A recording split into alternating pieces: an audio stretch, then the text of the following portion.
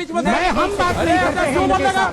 नाक को नीचे हाथ धो। क्या होता है बेहुदा, क्या होता है ये, क्या होता है चित्रा जी, ये क्या होता है? आप बिल्कुल आप जाओ। इसका अर्थ ये नहीं है कि कुछ भी बोला जाए। आप मैं बात नहीं करता, सुन लो। मैं चित्रा जी आपसे बात करूंगा, ये बेहुदे लोगों से मैं बात ही नहीं करता। मैं 1 to 1 आपसे बात करूंगा। मैं आपसे बात नहीं करता। आपका कौन है बीच में? हटाओ इसको।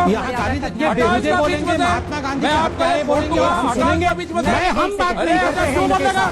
नाक को नीचे हाथ धो। क्या होता है बेहुदा, क्या होता है ये, क्या होता है चित्रा जी, ये क्या होता है? आप बिल्कुल आप जाओ। किसान नेता राकेश टिकैत ने संबित पात्रा को बेहुदा कहा, फिर बाद में घंटे की तरह बजा दिया। शायद राकेश टिकैत ये भूल गए कि वो भारतीय जनता पार्टी जो कि सत्ता में है उसके प्रवक्ता हैं, ना कि कोई मंदिर का घंटा। हद से हद वो जमीन तो 25-50 लाख की जमीन है जो करोड़ों में ये लोग खा गए। क्योंकि चंपत राय ने अगर लूट नहीं की है तो फिर अब तो ना मुगल हैं और ना गजनवी है। मंदिरों में ये लूट कौन मचा रहा है? नमस्कार, आदाब, सत श्री अकाल। मैं हसन और आप देख रहे हैं द नेशन सोच। देश में आजकल राम मंदिर फिर से चर्चा में है। उसकी जमीन का घोटाला चर्चा का विषय बना हुआ है। वहीं सत्ता में बैठी भाजपा लगातार ये कह रही है कि आरोप झूठे हैं। ये राजनीति से प्रेरित आरोप हैं जो लोगों पर मंडे जा रहे हैं। वहीं अब इस मामले में हिंदू धर्मगुरु भी कूद पड़े हैं। उनका भी कहना यह है कि मुद्दे की सही और निष्पक्ष जांच होनी चाहिए। चंपत राय केवल शपथ लगाकर नहीं निकल सकते, उनकी जांच होनी चाहिए और ये पता चलना चाहिए कि घोटाला किस लेवल का हुआ है, अगर हुआ है तो। और अगर घोटाला नहीं हुआ है तो चंपत राय की साफ छवि लोगों के सामने आनी चाहिए। राम जन्मभूमि ट्रस्ट में जमीन की खरीद फरोख्त मामले में चौंका देने वाला खुलासा हुआ है। चंपत राय ने जिस हरीश पाठक से जमीन का सौदा किया वो पुलिस रिपोर्ट में धोखाधड़ी का आरोपी है और इस वक्त फरार है। हरीश पाठक के ऊपर साल 2016 से उत्तर प्रदेश के अलग अलग जिलों में धोखाधड़ी के कई मामले दर्ज हैं। मजे की बात यह है कि यही भगोड़ा और धोखाधड़ी का आरोपी हरीश पाठक आकर राम जन्मभूमि ट्रस्ट को जमीन बेचता है और आराम से फिर लापता हो जाता है। यही नहीं, जमीन की लिखा पढ़ी के लिए बतौर गवाह अयोध्या के मेयर श्रीकेश उपाध्याय भी शामिल होते हैं। इतना ही नहीं, ट्रस्ट के एक सदस्य अयोध्या फैजाबाद जिले के डीएम भी हैं। संभव है कि कोर्ट में लिखा पढ़ी के दौरान वो भी मौजूद रहे होंगे। अब इसमें संशय तो होगा ही। प्रत्येक जिसके सामने जाएगा कि 2 करोड़ की संपत्ति तो 18.5 करोड़ में खरीदी गई, यह संशय जो है वो तो बना रहेगा।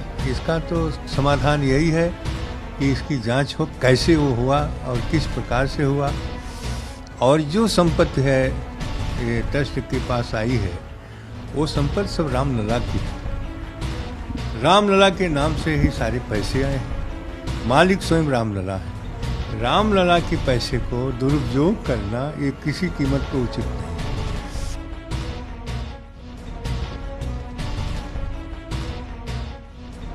ट्रस्ट का कहना है कि हमने ये बहुत पहले उन लोगों ने एग्रीमेंट कराया था, उस हिसाब से रेट लगा। मैं आज एग्रीमेंट करा रहा हूँ, इसके नाते आज के रेट है। लेकिन ये विषय नहीं, विषय गंभीर है, आस्था का विषय है। हम लोगों ने 1-1 रुपया, हिंदू जनमानस ने 1-1 रुपया दिया था कि भव्य दिव्य राम जन्मभूमि बने। अगर इसका बंदरबांट होता है, अगर बिचौलिए खाते हैं तो दुर्भाग्यपूर्ण है। इसके नाते आपकी चैनल से मैं मांग करता हूँ, माननीय प्रधानमंत्री जी, माननीय गृह मंत्री जी, इसकी ईडी और सीबीआई जांच हो। अभी तक जहां भी जमीनें खरीदी गई है, ट्रस्ट के लोगों ने कहीं पर भी जमीन खरीदी है, उस जमीन की बाकायदे जांच हो और उस जांच में दूध का दूध पानी का पानी हो। अगर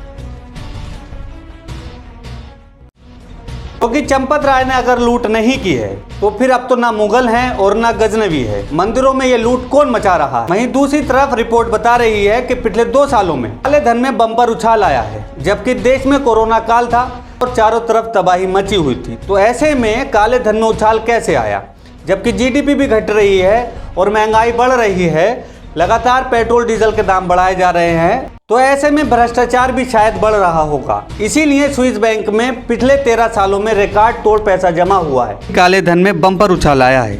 जब देश में कोरोना से तबाही मची हुई थी तब लॉकडाउन में कुछ लोग माल डकार कर स्विस बैंक पहुंचा रहे थे। इन लोगों ने आपदा को अवसर में बदला और देश के चौकीदार उस समय सो रहे होंगे। आप ऐसी और बहुत सारी खबरों के बारे में जानने के लिए देखते रहिए द नेशन वॉइस। हमारे चैनल को लाइक कीजिए, यूट्यूब पर जाकर सब्सक्राइब कीजिए। धन्यवाद।